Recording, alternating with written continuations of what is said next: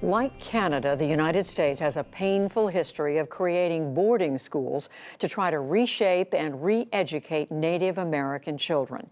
It was a practice that led to trauma, abuse, and deaths. For more than 150 years, Indigenous children were taken from their families and forced into faraway boarding schools. At one point, there were more than 300 such schools, often run by religious groups, some by the federal government. By the 1920s, over 80% of Native American school-age children were in these schools. Those practices ended in the 1960s. But now there is a reckoning, and a new federal investigation's underway. It's being run under the Department of the Interior, and I spoke with Interior Secretary Deb Haaland about this and her personal story. Secretary Haaland, thank you so much for joining us. I have to say at the outset that this is one of the saddest, most disturbing stories I've ever seen. To think of these thousands and thousands of children taken from their families, so many of whom never came back. The families never knew what happened to them. It's unspeakable. And your own family was touched by this. Yes, it is a tragic era in our history, in American history. The boarding school era. I think about it as sort of one of the last-ditch efforts to get Native Americans out of their communities and put them into mainstream society after, genocide, after the killing off of, vast numbers of Native folks so that folks could take their land. And it was tragic after everything else that had happened as well. And they took Indians from their communities and their families so they could indoctrinate them, right? To take away their clothing, to brutally, take away their languages and their cultures.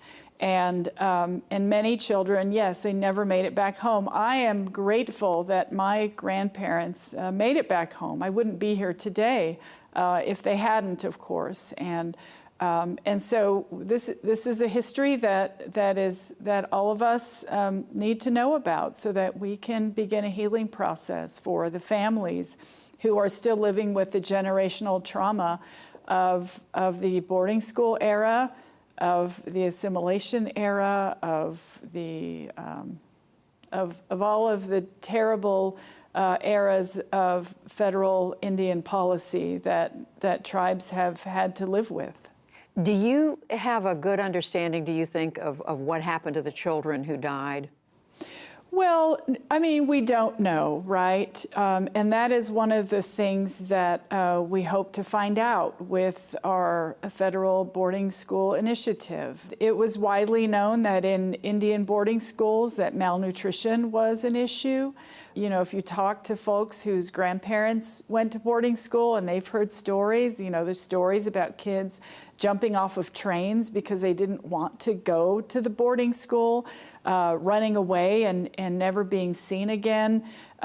This was, there were many ways, yes, that children died in those settings. And that's one of the things that we're hoping we can find out. And it was, as you said, a widely accepted policy in this country, in the United States, and in Canada. I read your quote from the Civil War veteran who founded the school for children in Pennsylvania, Carlisle, Pennsylvania, who said, and I'm quoting, "Kill the Indian in him and save the man." It is astonishing to think that that was the mindset behind this. Yes, indeed. Native Americans weren't thought of as humans. We weren't considered citizens of this country until 1924. We didn't have the right to vote in many, many communities, some as late as 1960 or 62. We weren't thought of as valuable, contributors to this country. And yet today we see that, Native Americans have the highest rate of of military service. The ratio is higher than any other groups of people. We step up to defend our country. And of course, today, we defied all the odds. Many of our families, our ancestors persevered. My grandparents actually were part of the assimilation era. After boarding school, they went and worked on the railroad in Winslow, Arizona. My grandfather was a diesel train mechanic for 45 years. That's what they wanted to do, was get Native Americans off of their lands, out of their communities. And my grandparents did that, but instead my grandfather protected our traditions, even in a place that wasn't his homeland, so that I could know and learn what it means to be a Pueblo woman. And I'm so grateful that they persevered through all of that history. As we know, Canada established an independent, what they called a Truth and Reconciliation Commission, to investigate this, to get to the bottom of it, to try to, and to issue a report. In our country, we have what you just mentioned, the Indian Boarding School Initiative. It's being run under your department, the Department of the Interior, but it was the federal government that was in charge of this system. So my question is, can we be confident that we're going to get to the bottom of it when it's the government, in effect, investigating itself? Well, I absolutely feel that with our initiative that we can work on healing. I really feel confident that, I mean, that's a goal for us, and we want to make sure that the families get the answers that they need and they want. The federal government has a trust obligation to Indian tribes. That is in exchange for all the land that essentially became the United States. This was all Indian land at one time. And so I feel confident that this is part of our trust obligation to Indian tribes, this initiative that we are moving forward with. I feel very confident that this is a new era, and we want to make sure that tribes have a seat at the table. And ultimately, how do you see holding the institutions accountable that were responsible for this? That remains to be seen. Of course, there's a lot of recently, I was able to participate in a ceremony at Carlisle. It's now an Army War College. It was the Carlisle Industrial School for Native Americans. My great-grandfather attended that school, and I was invited by the Rosebud Sioux tribe as they work to remove children from their tribe who were buried in a cemetery there, to take them home to their homeland in South Dakota.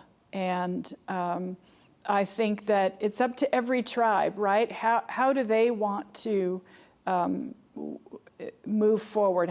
What is their idea of healing, and what would make them feel like they've gotten the answers they want? And we're going to do our best to make sure that we are attentive to those needs. Secretary Haaland, you also wrote recently about the challenge of loving your own country, a country that was responsible for committing these acts. How do you explain that to others, to other Native Americans who look at this and question, how can you love a country that has done this? Well, first of all, my ancestral homelands are here, and I can't go anywhere else. This is my home, and this is where my family is. This is where my history is. We've been here for tens of thousands of years, and we want to make sure that we are defending this land for future generations. I believe very strongly in democracy, and if you look at tribes across the country, so many Indian tribes had long-standing historical democracies in their communities, and I am confident that our country can live up to its promise to people, to our citizens, and I want to be a part of that. Secretary of the Interior, Deb Haaland, we thank you very much. Thank you.